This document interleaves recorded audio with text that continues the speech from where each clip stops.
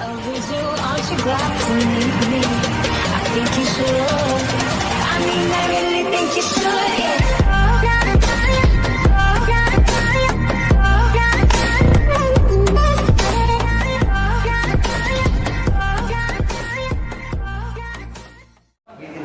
Astaghfirullahaladzim, astaghfirullahaladzim, astaghfirullahaladzim, alladzi la ilaha illa huwal hayyul qayyum wa atubu ilaih. Al-Fatihah lil qabul wa tamam kulli sunnah ma'mul ila hadrati Rasul sayyidina Muhammad sallallahu alaihi wasallam Rasul. Nawaina ta'allum wa ta'lim wa tadhkur wa tadhkir wa nafa wal intifa wal ifadah wal istifadah wal hadha ala tamassuki bi kitabillah wa sunnati Rasulih sallallahu alaihi wasallam wa tulul huda والدلالة على خير ابتغاء وجه الله ومرضاته وقربه وثواب سبحانه وتعالى فنوينا كما وأسلف رسوله خصوصا على ما نوى به شيخنا ومربي روحنا الحبيب عمر بن محمد بن سالم بن حفظه الله تعالى وعلى هذه النية وعلى كل نية صالحة إلى حضرة سيدنا محمد صلى الله عليه وسلم. الفاتحة. أعوذ بالله من الشيطان الرجيم. بسم الله الرحمن الرحيم. الحمد لله رب العالمين الرحمن الرحيم إياك نعبد وإياك نستعين اهدنا الصراط المستقيم صراط الذين أنعمت عليهم غير المغضوب عليهم ولا الضالين آمين. Bismillahirrahmanirrahim. Assalamualaikum warahmatullahi wabarakatuh. Waalaikumsalam warahmatullahi wabarakatuh. Alhamdulillah wassalatu wassalamu ala Rasulillah Sayyidina Muhammad bin Abdullah wa ala alihi wa sahbihi wa mawala. Amma ba'du. Kita sambung ta'lim kita pada malam hari ini. Terakhir kita membahas mengenai masalah haid. Kemudian pada malam hari ini kita akan kembali membahas masalah fikih halaman 37. Halaman 37. Qala al-mu'allif rahimahullahu ta'ala, telah berkata pengarang kitab Zadul Muttaqin, haram bagi perempuan yang haid dan nifas 7 perkara. Dapat salah? Halaman 37. Haram bagi perempuan yang haid dan nifas 7 perkara. Yang pertama sembahyang, yang kedua puasa, yang ketiga menyentuh atau membaca Al-Quran, yang keempat berhenti di dalam masjid, yang kelima bersetubuh, yang keenam tawaf, dan yang ketujuh talak. Ini di dalam kitab Zadul Muttaqin. Adapun di dalam kitab-kitab yang lain itu 10 yang diharamkan bagi haid atau orang yang haid dan orang yang nifas itu 10. Tapi di dalam kitab sini hanya 7. Akan kita bahas satu persatu. Haram bagi perempuan yang haid dan nifas. Jadi ada 3. Pertama yang harus kita kenal dulu, hadas itu terbagi 2. Ada hadas besar, ada hadas kecil. Betul. Ini sini.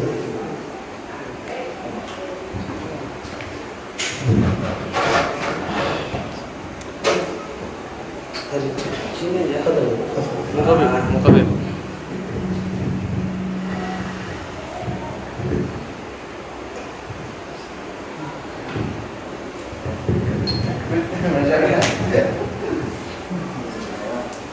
Alhamdulillah.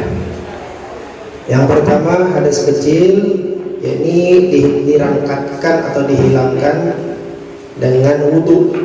Yang kedua hadas besar itu dirangkatkan atau dihilangkan dengan mandi wajib. Itu yang pertama. Di dalam kitab-kitab fikih yang lain itu terbagi 3. Disebutkan hal-hal yang diharamkan bagi yang berhadas. Arti yang berhadas di sini adalah orang yang batal wudunya itu. Yang pertama sembahyang, yang kedua tawaf, yang ketiga mashul mushaf, menyentuh Al-Quran, dan yang keempat adalah membawa Al-Quran. Jadi 4 ini diharamkan bagi orang yang batal wudunya itu. Kemudian bagian yang kedua di sini ada catatan. Pertama, orang yang diharamkan apa saja yang diharamkan bagi orang yang berhadas. Yang pertama sembahyang, kedua tawaf, ketiga menyentuh Al-Quran, dan keempat membawa Al-Quran, mushaf. Kemudian bagian yang kedua yang diharamkan bagi orang yang janabah, junub atau haid. Nah ini tambah 4 nih, tambahannya 4. Dari yang pertama tadi sembahyang, kemudian tawaf, kemudian menyentuh Al-Quran, kemudian membawa Al-Quran, kemudian nanti ada yang namanya puasa, saum, kemudian ada tambahan dalam kitab itu al-istimta', itu nomor 5 bersetubuh, kemudian tolak, dan kemudian al-lubthu, berhenti di dalam masjid, kemudian nanti ada membaca Al-Quran. Nah itu akan kita sebutkan satu persatu. Jadi yang pertama kita bahas yang diharamkan bagi orang-orang yang berhadas. Ada 4 itulah, tapi termasuk sudah di sini. Karena yang haid dan nifas ini semuanya yang masuk 10 perkara. Sedangkan yang berhadas itu hanya 4, kemudian yang junub dan haid itu hanya 6, kemudian haid dan nifas itu 10 anak. Jadi ada tambahannya masing-masing di beberapa bagian. Yang pertama, perkara-perkara yang diharamkan bagi orang yang batal wudunya, yang pertama adalah sembahyang. Jelas itulah. Jadi di sini kita bahas, ada kalau judulnya haram bagi perempuan yang haid dan nifas. Jadi kita masuk bahasan itu. Nah, jadi kita bahas pembahasan pertama yang diharamkan bagi orang yang berhadas. Pertama sembahyang, baik itu sembahyang sunat atau sembahyang fardu. Jadi kada boleh sembahyang bagi orang yang berhadas kecil, makinnya apalagi berhadas besar. Dan contohnya juga di antara perkara-perkara yang menyerupai sembahyang itu adalah sujud tilawah. Di dalam Al-Quran banyaklah ayat tilawah. Contohnya yang sering kita dengar sujud sajadah, itu termasuk sujud tilawah. Nah, kalau kita sujud atau sujud syukur masuk juga tuh, mencetak gol ya. Sujud syukur tapi kelihatan auratnya, itu makalah salah. Orang kita sujud itu kayak sembahyang menutup aurat.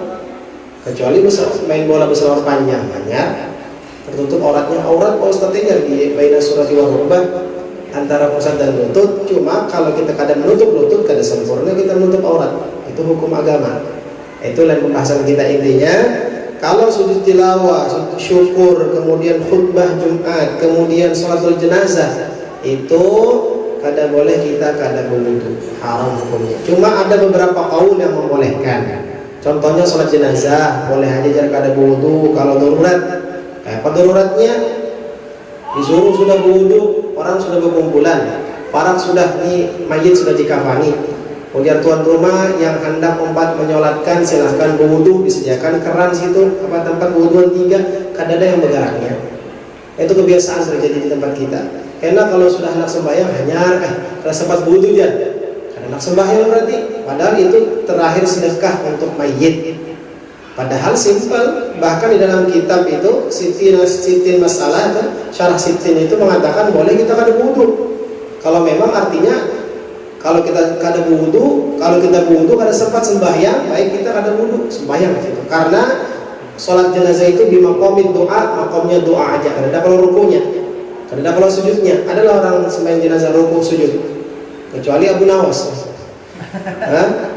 Wih, ini orang hanya belajar fikih, hanya kursus ilat tentang sholat jenazah. Orang kada dengar sujudnya.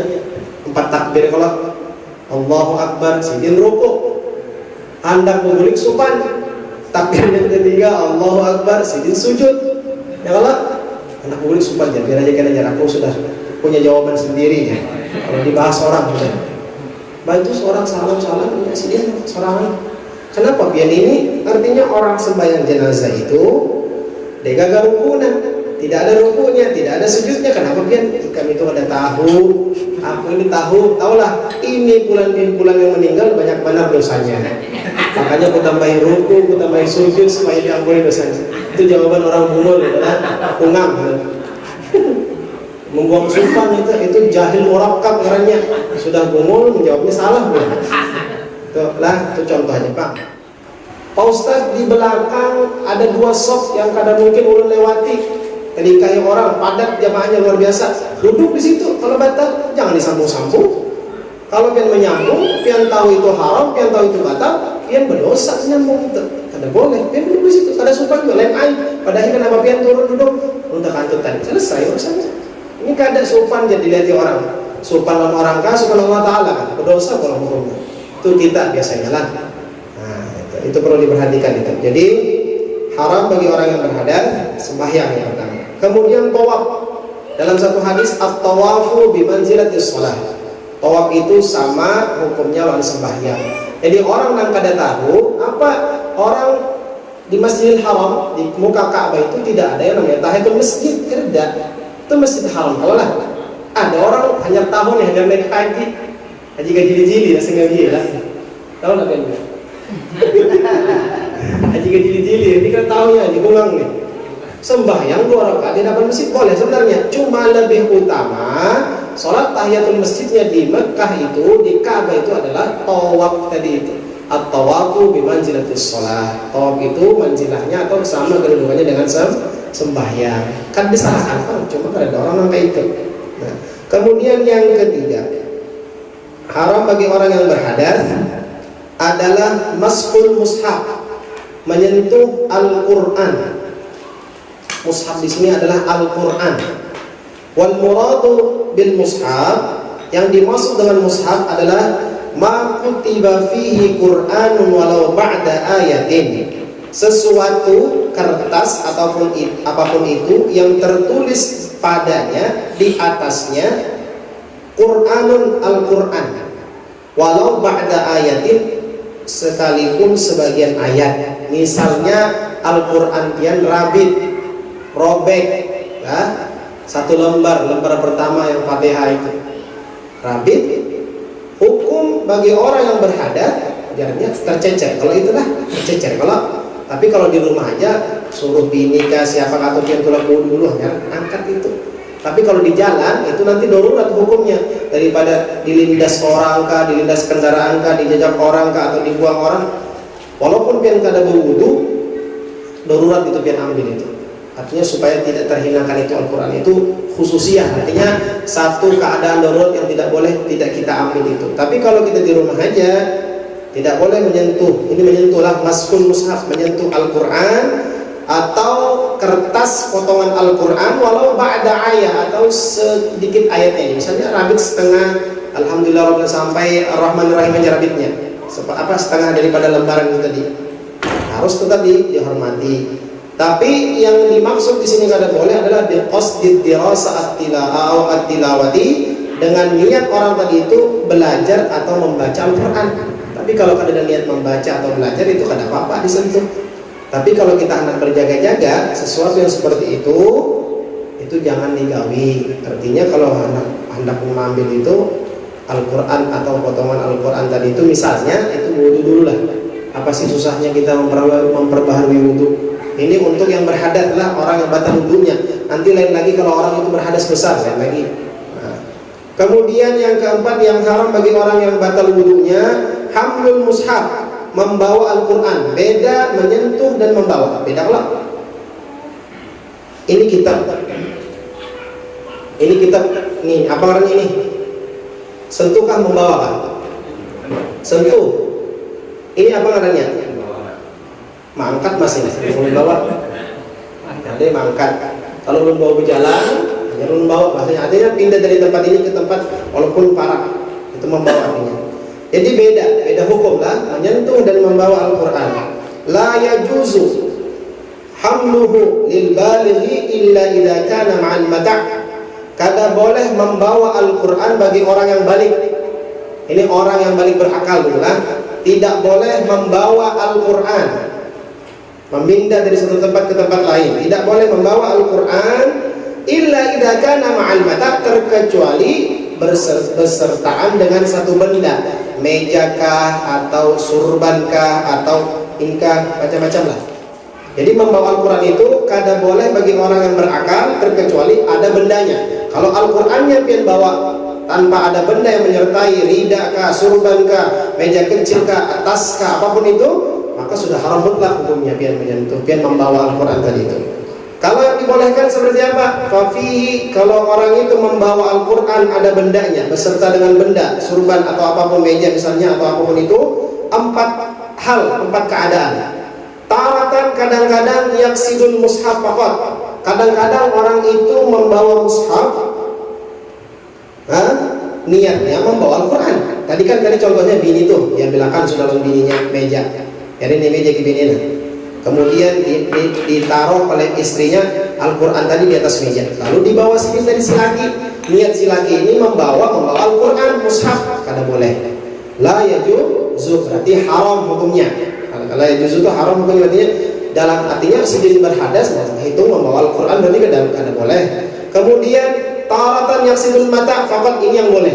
Satu aja yang boleh kada. Kalau misalnya istri tadi menghendak Al-Quran di atas meja tadi itu, rehal tadi itu, kemudian si laki tadi itu niatnya membawa meja, padahal di atas meja ada Al-Quran, berarti kada haram.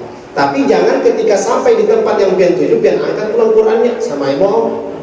Ini artinya memindah aja supaya pian kalau bersih-bersih di kamar, paham lah? Orang itu berniat memindah tempatnya saja, makannya saja, bendanya saja. Apa di bawahnya? Bantal, atau meja, atau rehal, atau surban, atau baju, apapun itu yang sebagai lapik. Niat dia membawa lapiknya aja. Kalau niat membawa Al-Qurannya, kada boleh juga. Seperti yang ketiga, kadang-kadang orang itu berniat membawa kedua-duanya. Niat membawa bantal, niat membawa Al-Quran, fala yajuzu, kada boleh juga. Yang keempat, taratan la yasib ahaduma, kadang-kadang ada orang yang kada berniat sama sekali. Tadi contohnya kita contohkan. Jadi ketika si jemaah angkat itu karena terburu-buru hendak cepat selesai pembersihan rumah tadi itu, lalu tak angkat ya sini. Kada berniat membawa Quran, kada berniat membawa mata atau benda atau lapiknya di bawahnya nih, haram juga hukumnya.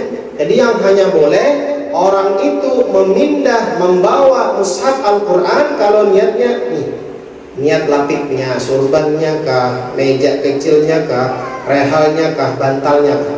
Kalau selain daripada yang satu itu, maka hukumnya haram, fala yajuzu, maka dihukumkan haram. Karena ini berhadas tadi itulah. Kaulah dipaham itu kesimpulannya. Satu aja yang boleh. Kalau orang itu niatnya membawa lapik bawahnya Al-Quran tadi itu. Selain itu kada boleh. Niat kedua-duanya kah? Kada boleh juga. Niat salah satunya kah? Kada boleh juga.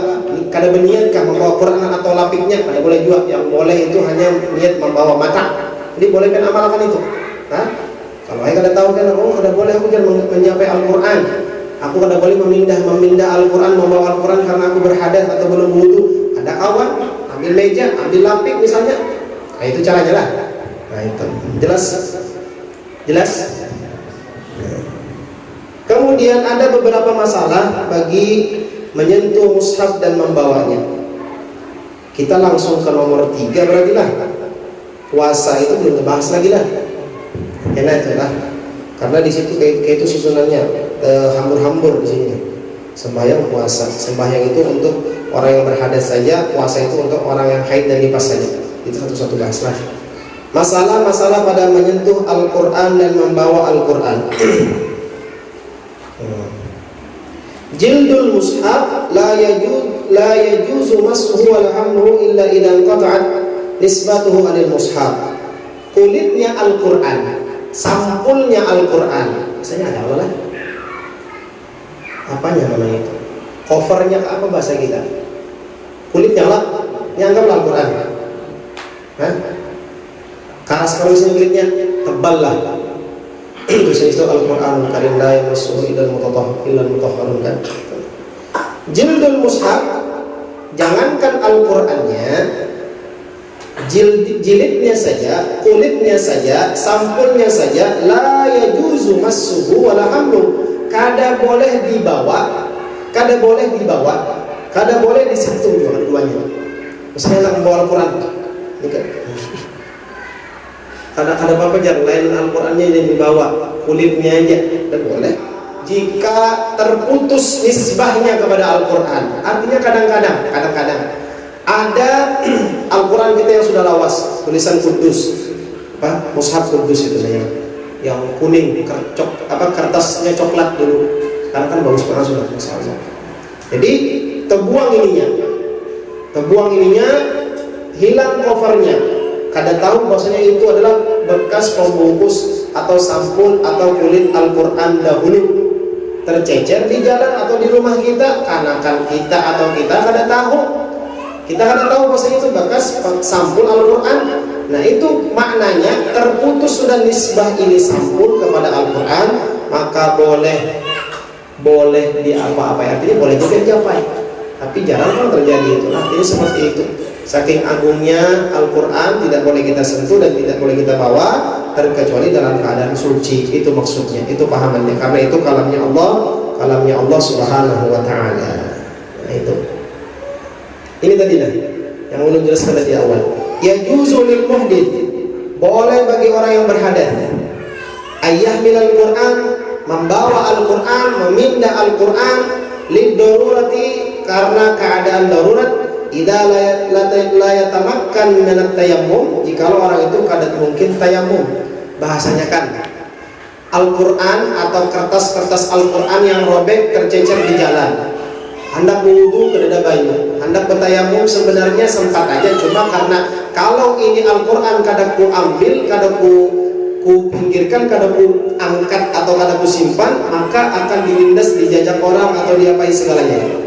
Sini ini hendak berwudu kadada banyu, jauh dari air, hendak bertayamum padahal mampu, ada banyak debu di situ. Tetapi kalau bertayamum, maka ini Al-Quran tadi akan terlindas orang atau terjajak orang. Maka kada bapak, kada wudu, kada bertayamum, ambil itu ya, atau dihinakan ke Al-Quran bahasa kita dijajak tadi itu, maka boleh hukumnya lid darurat, karena darurat saja. Karena darurat saja. Jadi ada yang membilangkan kepada kita, ulama-ulama Mesir membolehkan membakar Al-Quran yang tercecer. Jangan membakar Al-Quran yang kulit, boleh jangan membakar Al-Quran. Jangan pasal apa-apa. Ada Al-Quran kita buruk, apa bahasa kita itu, cecoreng. Kalau bahasa cecoreng, bu. Apa bahasanya? Allah SWT. Itu rayap-rayap. Ya, Al-Quran dahulu itu kan ada melubang tuh. Itu kadang kalau dibaca sudah buruk sudah Al-Quran. Daripada dibuang, kalau pian mampu menahan atau menyimpan itu sepuluhan tahun, ya silahkan disimpan di atas. Tapi kalau ada kawal lagi, daripada pian buang tercecer lembar dan melembar, akhirnya masuk ke tong sampah, itu al-ihanah, penghinaan kepada Al-Quran, lebih baik dibakar. Itu kalau ada alasannya. Tapi kalau tidak ada alasannya, tidak boleh. Artinya daripada tercecer, Pak Ustadz, ulun ini begal di perusahaan ini, kalau sudah Al-Quran ini artinya kada dipakai lagi, ada lagi Al-Quran yang hanyar, karena kada diberiakan, ditinggal di gudang aja, diinjak-injak, baik dibakar. Nah, baik dibakar itu lidarurat juga itu, karena hukumnya seperti itu, untuk keadaan darurat. Bahkan diwajibkan atas yang demikian itu, bal yajibu alaihi dzalik, bahkan diwajibkan atas orang itu melakukan itu tadi, membakar itu Al-Quran, ihtiraq tadi. Nah, kemudian yang sering kita ketemu juga di beberapa masalah, idza kana Qur'anun wa tafsirun fi kitabin wahid. Sekarang banyak bermunculan kitab Al-Qur'anul Karim, ada tafsirnya, baik tafsir Indonesia ataupun tafsir bahasa Arab, tafsir Jalalain atau tafsir yang ada sekarang. Ada kalau artinya kelak itu tafsir katanya. Fayajuzu massuhu wa hamluhu idza kanat huruf tafsir aktar min hurufil Qur'an. Boleh membawa, boleh memindah, boleh menyentuh Al-Quran yang sekaligus tafsir tadi itu, jikalau huruf tafsirnya lebih banyak daripada huruf Qur'annya. Lalu pertanyaannya, siapa yang hendak menghitung sekarang itu? Siapa yang kira-kira menghitung Al-Quran, huruf Al-Quran sekian, huruf tafsirnya sekian? Adakah yang berisi kitab tafsir Jalalain? Kalau ada, coba-coba lihat di rumah. Oh, pian buka suratul Fatihah, berapa tafsirnya itu? Itu bahasa tulisan Quran atau tulisan Arab dan tulisan Indonesia. Berapa itu? Hitungnya aja dulu. Al-Fatihah, kemudian tafsir Fatihah. Berapa huruf Fatihah? 155 misalnya. Kemudian huruf tafsirnya 160 misalnya. Dari contoh satu surah ini lebih banyak tafsir daripada huruf Al-Qur'annya. Jadi boleh itu dibawa dan boleh disentuh. Khusus tafsir Jalalain, bukan tafsir jalan lain, gitu. Nah, ini tafsir jalan lain, Imam Jalaluddin Suyuti. Ini tafsir jalan lain ya. Nah, kada boleh gitu, kada ada kitabnya lah, adanya jalan lain. Tukar, kalau ada duit tukar itu bisa kah? Ada bisa kalau baca. Tukari kitab apalagi Ihya, tukari kitab apalagi semalam, kitab Ihya Ulumuddin. Kemudian kitab Hilyatul Auliya Bukhari, apalagi kitab Al-Adhkar dari Imam Nawawi Bukhari itu. Nah, kalau pian kumpulakan duit, insya Allah kalau itu Bukhari itu, asal ada di rumah terpajang, walaupun kan bisa membaca. Nah, itu luar biasa. Nah, kemudian wa yajuzu lil muhdith, boleh bagi orang yang berhadas qalbu waraqil mushaf bi'udin, membalik kertas Al-Quran dengan tongkat atau bilah. Di sini kita mengaji gitu kalau yang di situ. Boleh. Ini hendak kada wudu kah? Boleh. Ya juzul muhdith. Boleh bagi orang yang berhadas membalik, memindah waraqil mushaf bi'udin, kertasnya Al-Quran, kertasnya mushaf itu bi'udin dengan tongkat tadi. La biyadi, boleh dengan tangannya. Ada kalau misalnya kita orang tua kita supaya kada berikit, misalnya ada kertas-kertas sekarang bagus sudah, kertas-kertas bahari itu berikitnya. Salah, Anda membaca Alif Lam Mim surah Al-Baqarah langsung Ali Imran, kebanyakan terbuka. Gara-gara apa? Jadi boleh membuka Al-Quran, memindah kertas Al-Quran dengan tongkat atau bilah kecil, walaupun orang itu berhadas. La biyadi, kada boleh dengan tangannya. Walau laffa 'alaiha al-khirqah, kalau misalnya orang itu mengambil tisu, kan belapik jalan, bolehlah kira-kira itu. Ini kadang-kadang kalau lu nih bawa kertas sebaliknya lah.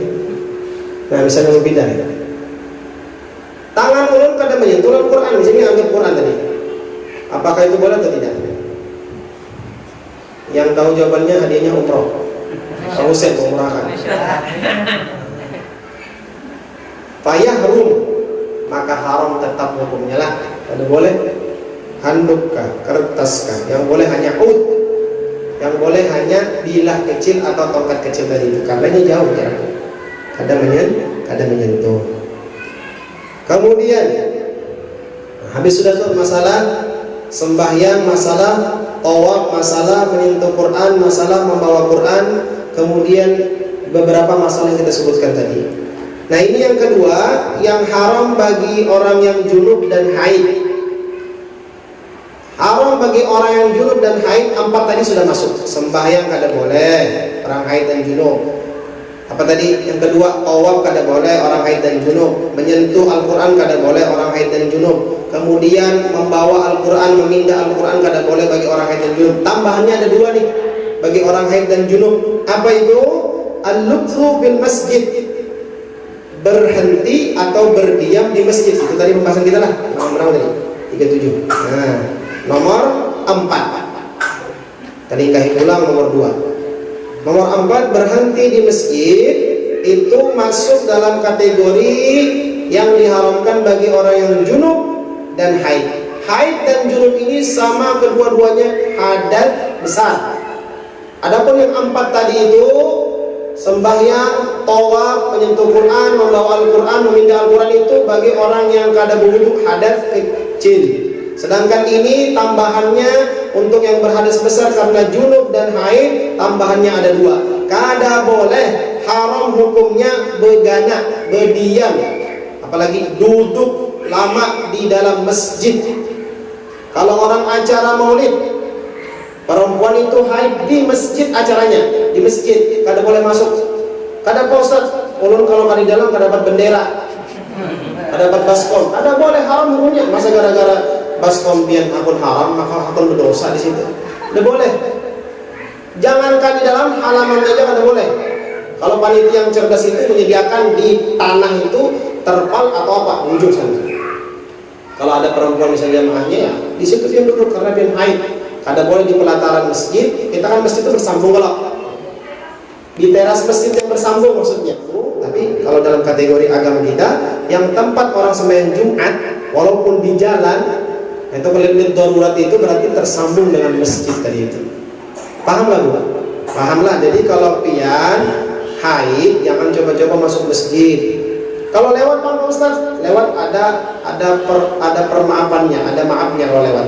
Kalau hanya lewat dari pintu pertama, lewat keluar pintu kedua, boleh lewat aja. Oh, lawan panitia, ulun minta bendera satu, minta baskom satu. Hah? Asalkan dengan syarat tidak tercecer-cecer kemana-mana darah haidnya. Nah, kayak pang lah, nyata ditutupi pang itu pakai apa ngarannya itu, pembalut, ya kalau atau, roti hambar. Itu pernah kalian merasai. Nah, seperti itulah. Al-lubthu bil masjid, berdiam di masjid, mislul lubthi at-taraddud. Lubthi itu dimaksudkan bisa juga at-taraddud, bolak-balik. Pian panitia beginian. Wahai perempuan, pian panitia di masjid. Acaranya acara beginian. Penceramahnya beginian misalnya. Pian haid, kada kawa pian kada di masjid karena pian panitia utama, ketua panitia. Mau kada mau pian di luar. Iya kapin penceramahnya kayak makanya ngalih mengundang penceramah beginian di masjid. Kalau haid pasti bang penceramah itu tahu di mana tuh acaranya ya di masjid itu kada kawa mun haid. Kayak di sini. Makanya cari penceramah laki aja. Nah, ada ngalih kalau di masjid lah. Maksudnya kan lupa ya kalau kayak itu karena kalau beginian itu tengah sedikit. Kalau lakian ini kawan menceramai lakian beginian. Kalau beginian tak kurang sedikit kalau disuruh menceramai lakian. Ya kalau kurang pas. Cuma kalau kategori keilmuan kan tidak salah. Ya kalau ada aja begini itu mengajar lakian ada. Cuma kalau untuk berdirinya kan kita disuruh menjaga pandangan kita. Nah, itu yang lebih khusus lah. Jadi yang namanya taraddud tadi pian panitia. Ada kawan ustaz ya ulun ketua panitia kada boleh gue. At-taraddud masuk bolak-balik keluar lagi cek lagi ke dalam keluar lagi meleti panitia yang lain atau meleti keadaan jamaah atau masuk lagi mengurusi kada boleh, haram hukumnya. At-taraddud bolak-balik. Ya juzul murub lil junub. Oh, yang ternyata yang boleh melewati satu pintu keluar pintu lain itu adalah orang yang junub dan orang yang haid sekali aja, kada boleh dua kali. Junub pian. Junub itu mohon maaf, tadi habis menggauli istri ke masjid. Nah, acara maulid kada sempat lagi mandi. Nah, ke masjid pian boleh pian lewat aja minta bendera minta baskom sekali, kada boleh berduduk di dalam karena pian dalam keadaan junub. Ini kan yang haram bagi junub dan haid. Kalau ini al-lubthu fil masjid, berhenti atau berdiam di dalam masjid. Wa kadzalika lil haidi, begitu juga bagi orang-orang yang haid kada boleh juga. Kemudian yang kedua, tambahannya bagi haram bagi junub dan haid itu adalah qiraatul Quran bi qasdil qiraah, membaca Al-Quran dengan niat membaca. Kayak apa itu contohnya? Adalah orang membaca Al-Quran karena niat membaca. Adalah. Bisa kami mencontohkan orang membaca Al-Quran karena niat membaca. Apa itu?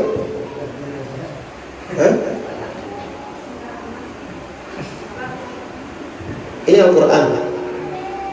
A'udzubillahi minasyaitonir rajim. Tapi pikirannya kemana? Pikirannya ke rumah, bingka, balik tulu, balik nasuh, ayam goreng, ayam panggang. Untungnya membaca. A'udzubillahi minasyaitonir rajim. Bismillahirrahmanirrahim. Alif lam mim. Pikirannya kemana-mana. Oh, tahun baru di sini. Oh, bakar jagung, bakar rumah. Bukan. Jangan. Pikirannya ke situ. Berarti ini orang hanya membaca aja. Di qasdil qiraati faqat, niatnya hanya membaca saja. Tapi kemana-mana pikirannya. Padahal kita disuruh mentadabburi Al-Quran, membaca sambil memahami. Kada paham bahasa Arab, begamatan dia. Bismillahirrahmanirrahim. Dengan nama Allah yang Maha Pengasih lagi Maha Penyayang. Jangan disebut juga lah di dalam hati aja. Makanya kita kalau kita ini artinya baru belajar Quran, beli Al-Quran yang ada terjemahnya, terjemah harfiah lah, terjemah harfiah. Oh, di sampingnya ada, oh, dengan menyebut nama Allah yang Maha Pengasih lagi Maha Penyayang. Apalagi Alhamdulillah Rabbil Alamin, segala puji bagi Allah Tuhan semesta alam, gitu kan. Jadi kalau hendak menghafali doa, betapa artinya supaya lebih mendalami doa itu tadi. Itu contohnya. Nah, itu juga kita sembahyang dan lain sebagainya, membaca Quran dan lain sebagainya, harus belajar untuk memahami dan mentadabburi isi daripada Al-Quran. Kemudian dikatakan di sini, taratan yaksibul Qur'ana faqat, jikalau orang itu haid, orang itu junub, niat membaca Al-Qur'annya, membaca Al-Quran. Dasar wujud-wujud niat membaca Quran ya. Haram hukumnya bagi orang yang junub dan haid tadi. Kemudian wa taratan yaksidu gharal Quran, Kadang-kadang orang itu membaca Al-Quran niatnya bukan untuk Al-Quran. Apa contohnya? Kal istishfa, untuk kesembuhan. Misalnya anak pian garing. Ada kalau di surah Ibrahim, Qul ya naru kuni bardan wa salaman ala Ibrahim. Itu bacaan atau firman Allah Subhanahu wa taala kepada api.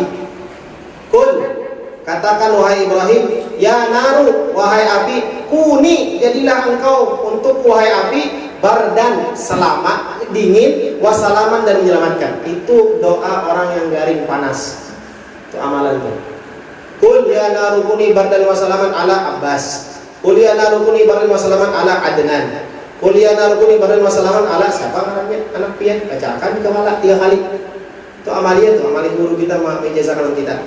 Qul ya naru kuni bardan wasalaman, kalau dompet panas ada kawat. Ini yang orang garing aja nih, umam artinya demam, nah. Qul ya naru kuni, niatnya kan itu ayat Quran, tapi niatnya untuk istisqa, untuk memberi doa kesehatan dari itu. Kada apa-apa dibaca. Bagi orang yang haid, bagi orang yang junub. Ada orang yang junub, abah pian anak kecil, ulun anak halus, abah ulun habis menggauli mama tadi, belum sempat mandi, mendoakan ulun yang garing ini, sidin junub, mendoakan ulun tadi, bacanya qul ya naru kuni bardan wa salaman ala Ibrahim. Kada apa-apa. Ala Abbas, kada apa-apa. Artinya mendoakan ulun aja. Membaca ayat Al-Quran hanya untuk istisqa, minta kesembuhan. Itu saking mulianya Allah Subhanahu wa taala, saking agungnya hikmah daripada Al-Qur'an. Seandainya ujar Allah taala, wahai Ibrahim, ya naru, wahai api, kuni, jadilah engkau wahai api bardan, dingin aja. Mati kedinginan Nabi Ibrahim. Tapi ada kalimat wasalaman, dan menyelamatkan. Artinya Nabi Ibrahim itu di dalam api yang sangat besar, yang puluhan hari dipanaskan, lalu dijebloskan ke sana, dingin sidin kayak AC 16 derajat di dalam mobil. Karena ada kalimat wasalaman. Seandainya, tafsirnya lah, guru kita belajar di sekolah di Pemangku itu, seandainya ada kalimat wasalaman, mati kedinginan Nabi Ibrahim. Karena ya narkuni bardan, jadilah engkau api dingin. Tapi karena ada wasalaman, hikmah daripada Al-Quran itu. Jadi kita kalau garing, kita seorang membaca, ya Allah, jadi karena api atau demam ini atau panas ini dingin dan menyelamatkan, insya Allah. Itu amalia lah, tapi kada ada ijazah, itu dijelaskan oleh guru kita aja dulu. Kada ada ijazah kita punya amalan Quran. Jadi kalau untuk istisqa kada apa-apa, kada haram bagi orang yang haid dan junub. Kemudian wat tahassun. Tahassun itu berlindung.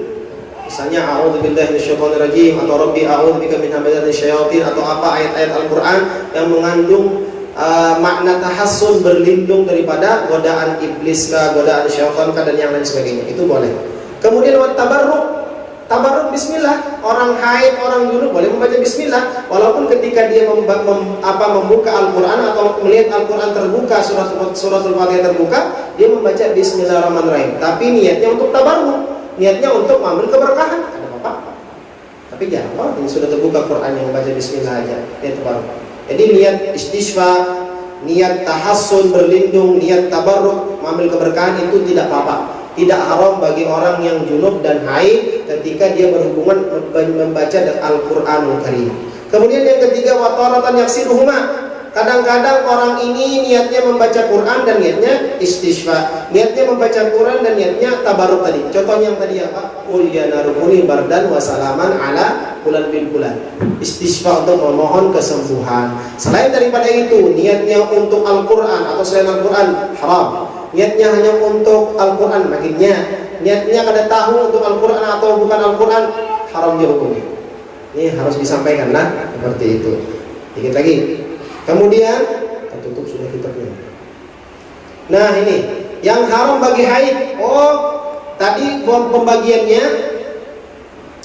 ma yuhram bil hadath. Orang yang kada wudu 4. Sembahyang, tawaf, menyentuh Quran, membawa Al-Quran. Itu bagian kolom yang pertama. Pindah ke kolom yang kedua. Apa saja yang diharamkan bagi orang yang junub dan haid? 2 nih, orang yang junub dan haid. Apa tadi? Tambahannya apa? Berhenti berdiam di dalam masjid dan membaca Al-Quran dengan qasad bacaan, dengan niat bacaan.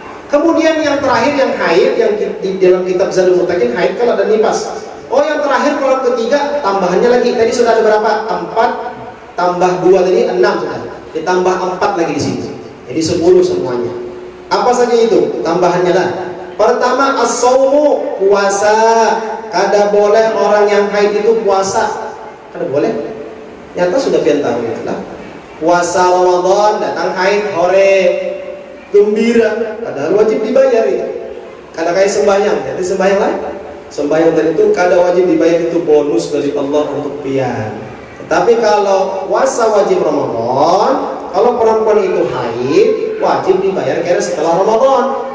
Kada boleh kada dibayar. Ulun puasa sudah 7 tahun berturut-turut kada membayar hutang Ramadan. Puasa maksudnya bagi perempuan tadi lah.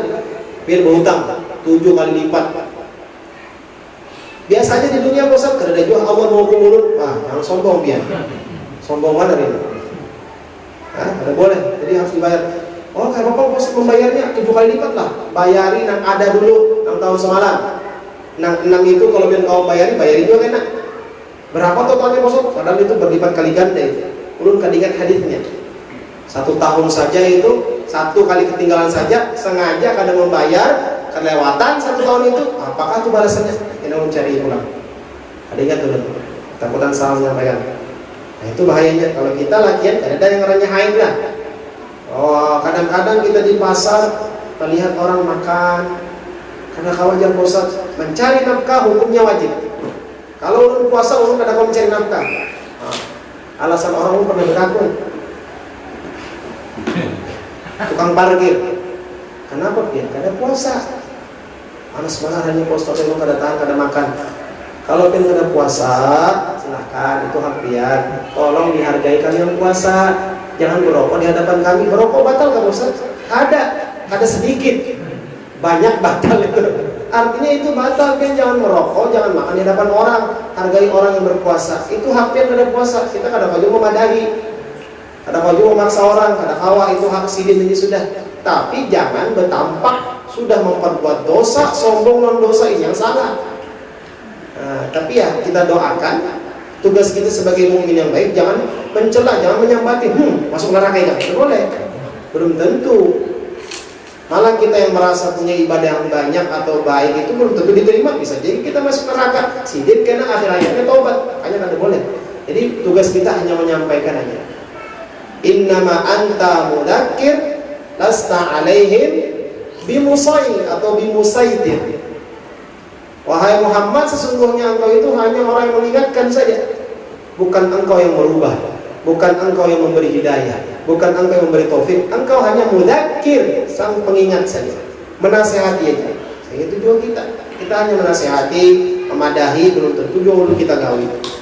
Kita hanya berusaha untuk menggawi dan menyampaikan. Ujar Imam Haddad, kalau orang semuanya ulun kadang menggawi, kadang wani menyampaikan, kadang ada yang menyampaikan. Habis kita jahil semuanya. Jadi itu ada hukum di kitab Dawatul Utama itu. Jadi seperti itu. Saum atau puasa itu diharamkan bagi orang yang haid, jelaslah. Tapi kalau ada hutang dibayar.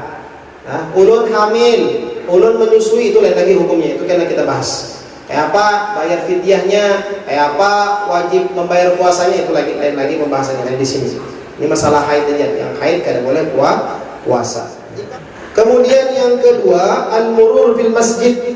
Sama tadi nih, kurang lebih tadi itu, melewati atau bolak-balik di dalam masjid. Ada boleh bagi orang yang haid. Kemudian at-tolak. Nah ini belum masuk tadi. Tolak itu nomor berapa? Nomor 7. Nah yang terakhir. Tolak ini kada boleh mentolak istri yang sedang haid. Ini haram bagi yang laki lah, bukan haram bagi yang bini. Bini kada tahu masih. Yang kada tahu anak ditalak pada saat haid, kada tahunya. Yang haram adalah yuhram bil haid. Haram bagi orang yang haid ditalak oleh suaminya. Namanya talak bid'i. Ini ngalih, masalah talak ini banyak penjelasannya. Ketika laki itu mentalak istrinya ketika belum didukhul, belum diapa-apai, apa hukumnya? Ketika suami itu ini hukumnya mentalak istri ketika haid, apa hukumnya? Talak bid'i namanya. Apa ayyutalliqar rajul, si laki-laki tadi mentolak imra'atu, istrinya, al-madkhulu biha, yang sudah didukulnya, yang sudah pernah digaulinya, wahya haidun, dia sedang haid, atau perempuan itu atau istri sedang haid, kada boleh, haram hukumnya, karena memperpanjang masa iddah bagi perempuan itu yang menyebabkan haram. Kalau untuk masa iddah nanti kita bahas lain lagi di sini. Intinya seorang laki-laki waliyadzubillah ini tolak, walaupun artinya boleh, tapi ini abghadul halal, sesuatu perkara yang halal yang paling dibenci oleh Rasulullah, tolak. Makanya pernikahan itu hanya sekali ini seumur hidup. Kalau untuk artinya bertambah bini boleh-boleh aja, ada masalah. Artinya jangan sampai yang kawin cerai lagi, jangan. Waliyadzubillah. Biasanya sebab itu adalah sebab harta. Kalau pernikahan itu selain karena Allah dan Rasulnya akan cepat selesai. Gara-gara harta, mungkinnya orang Bugis, uang panainya tinggi, itu di HPP duit 75.000 Bu. Ya lah. Uang panainya tinggi-tinggi Bugis ini. Kada boleh di bawah 50 juta. Apanya yang ditukari? Lalu yang menjadi masalah, kita terkadang sekarang lah memandang harta, memandang gawian, memandang jabatan. Kan begawi di mana nak? Si abahnya bibinya yang bertakun lawan calon yang anak berdatang kan. Perlu berarti begawi bang, begawi seadanya aja, jualan ponsel berapa sebulan? Ya 1.500. Aish, makan matu anakku.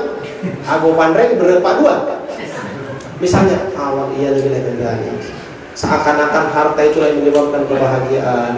Yang sampai seperti itu pian pula. Kalau engkau anak darah, bujangan, cukup umur, tahu di agama. Kalau ada laki yang berdatang, silahkan pian pilih bobot, bebek, bibit, silahkan. Takuni apa yang paling penting agama kamu apa? Agama Islam. Menikah bisa sembahyang lah. Tes kayak itu nah. Bisa. Apa hukum membawa Al-Quran ketika haid? Wah, pertanyaannya Masya Allah ini. Wah, aku menyesal karena gak dapat mengajian kepada Pak Husain malam Rabu ya. Ya kalau sudah sembahyang lah, ada penyembahyang, itu perlu dipikirkan. Tapi kalau ulun sembahyang, Insya Allah, takuni rukun wudu ada berapa? Boleh jadi menakuni itu. Kan sebagai orang tuanya perempuan boleh. Wudu kayak apa caranya? Pian kasar-kasar kan, pian sering-sering kenapa? Yang penting menakuninya masalah itu. Kalau masalah harta, Allah, itu kada penting sebenarnya. Kalau ada pasangan soleh dan soleha, itu duit datang sorak ya. Tapi kalau pian kawinnya hanya menang harta, itu kena duitnya hilang. Makanya kita lihati, kebanyakan orang-orang yang kawin menikah gara-gara harta, cepat firaqnya, cepat cerainya gara-gara apa? Karena tadi kalau sudah habis harta, habis sudah cintanya. Ya kan? Seperti itu. Makanya jangan kita sebagai orang tua terlalu memberatkan kepada orang. Semakin kecil uang mahar atau jujuran semakin berkah. Tapi ujarnya Pak Ustadz sekarang bawang naik, pertalit hendak dihapus, pertamax aja yang ronnya 92. Karena semakin naik biaya BBM, tentu biaya makan-makan kita sandang pangan itu semuanya naik Pak Ustadz. Ya silahkan, yang secukupnya aja, artinya jangan terlalu berlebihan. Biarnya juga jawabannya belum pernah mendengar. Kenapa gerak bosan kalau larang? Karena itu jadi duitnya lakinya juga. Seorang kena. Yang lah berpulih kepada lakinya. Kemudian jangan. Ketika al-musamma itu tinggi, keberkahan ada di situ. Kalau malam ke-15 masih haid, kalau memang keluar darah, itu lain darah haid, tapi darah istihadah.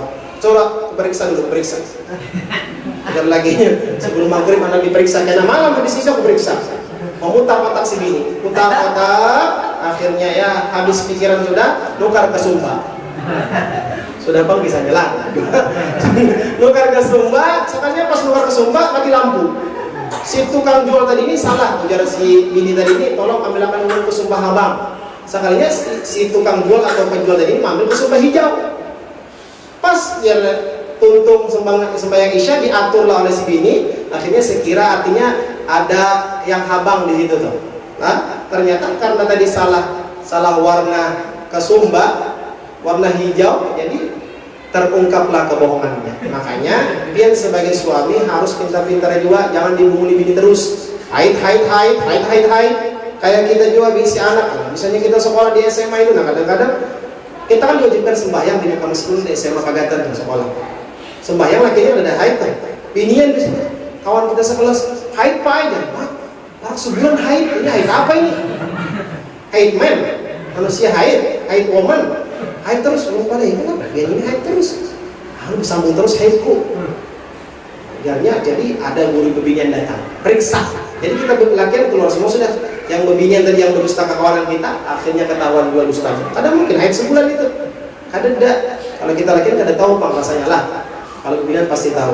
Makanya jangan sekali-kali mendustai Allah Ta'ala. Itu bukan hanya mendustai suami, tapi mendustai Allah Subhanahu wa Ta'ala. Wallahu a'lam bishawab. Mudah-mudahan bisa dipaham. Kalau ada yang kada dipaham, silahkan ditanyakan kena.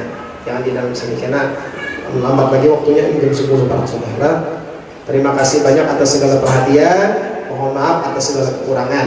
Yang perempuan haid dan nifas itu haram sembahyang, haram puasa, haram menyentuh, membaca Al-Quran dan membawa Al-Quran, haram berhenti di dalam masjid atau bolak-balik dalam masjid, haram bersetubuh, haram tawaf, haram tolak. Nah itu, wallahu a'lam bishawab. Terima kasih banyak atas segala perhatian kalian. Kalau ada salah dan khilaf ungkapan, tutur kata apapun itu daripada ulun, mohon maaflah. Kalau ada manfaat, faidah dan istifadah itu dari Allah Subhanahu wa taala. Wabillahi taufiq wal hidayah, wabillahi inayah. Wassalamualaikum warahmatullahi wabarakatuh. Bismillahirrahmanirrahim.